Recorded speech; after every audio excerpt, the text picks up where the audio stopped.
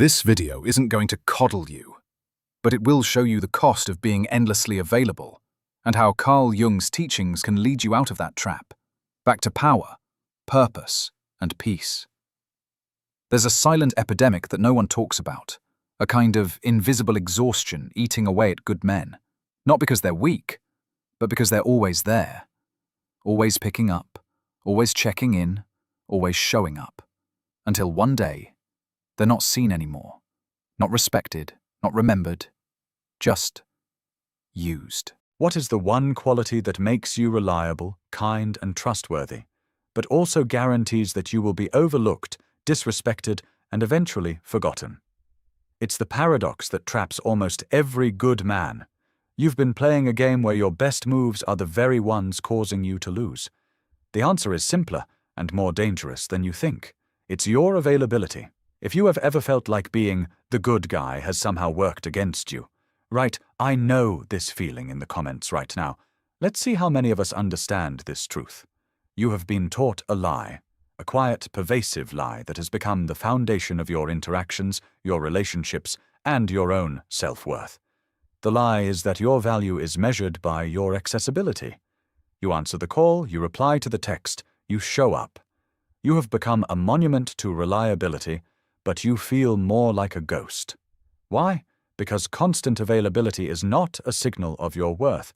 It is a confession that you have nothing more valuable to do. It is an unconscious admission that your time, your energy, and your focus are not occupied by a mission of your own.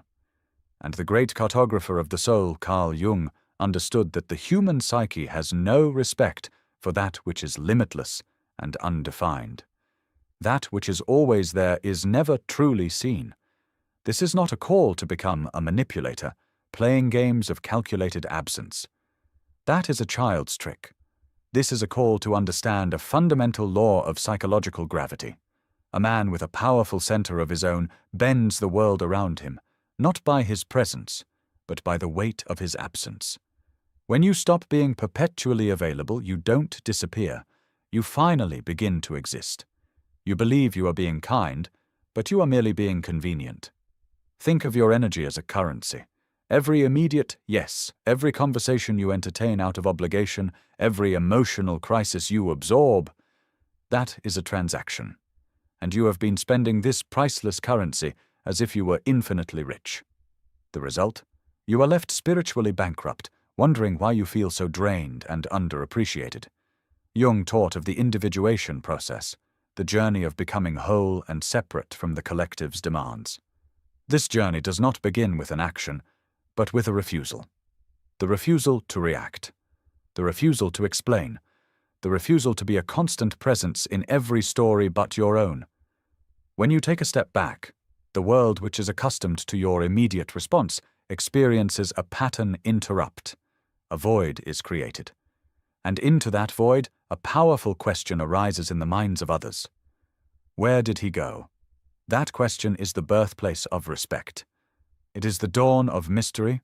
They are no longer interacting with your function. They are forced to contemplate your form. This will be uncomfortable. Those who benefited from your limitless accessibility will not celebrate your newfound sovereignty. They will call you selfish. They will accuse you of changing. They will attempt to provoke a reaction from you, just to feel the comfort of the old dynamic. Jung would identify this as their own shadow lashing out, their own neediness and lack of a center being projected onto you. Their irritation is your compass. It is a sign that you have stopped being a utility and have started becoming an individual. You have stopped being the ever-present wallpaper in the room of their life and have become a locked door. And nothing inspires more curiosity than a locked door. In your relationships, this principle acts as a powerful clarifying agent. The partner who truly values you will be intrigued by your world. They will want to earn access to it. Your time together will become more potent, more present, because it is a conscious choice, not a default setting. The partner who only valued your convenience will grow frustrated, revealing that they were never in love with you, but with your availability. Your absence, therefore, does not destroy the relationship. It reveals its true nature. You do not owe the world an instant reply. You do not owe anyone an explanation for your silence. Your silence is not an absence of communication. It is a different, more powerful form of it. It communicates that you are the master of your own energy, the king of your own inner world. So let them wonder. Let them feel the space you leave behind. In that space, they will either find a newfound respect for the man you are, or they will be forced to confront the emptiness within themselves that they were using you to fill.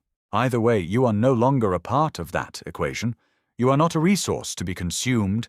You are a destination to be earned. This is the change that occurs when you stop being available. You stop being a mirror, reflecting the needs of the world, and you become a lighthouse, a fixed point of strength, purpose, and mystery, guiding others not by chasing them, but by the unwavering power of your own light. So, the journey is clear. The path from being a mirror to becoming a lighthouse is paved with the difficult, yet liberating, act of strategic unavailability. It is the conscious decision to build a life of such immense internal value that your time and attention become sacred. You move from being a man who reacts to the world to a man the world reacts to. This is the essence of self-possession. It is the quiet power that commands more respect than any loud declaration ever could. Now, I have a final question for you. What is one boundary you will set this week to reclaim your power? Will you turn off your phone for 2 hours? Will you say no to a request that drains you? Declare it in the comments below. Let's make a public commitment to our own sovereignty. And if this message resonated with the man you are becoming, subscribe for more truths about psychology and power, and share this video with another man who needs to hear it. The change begins now,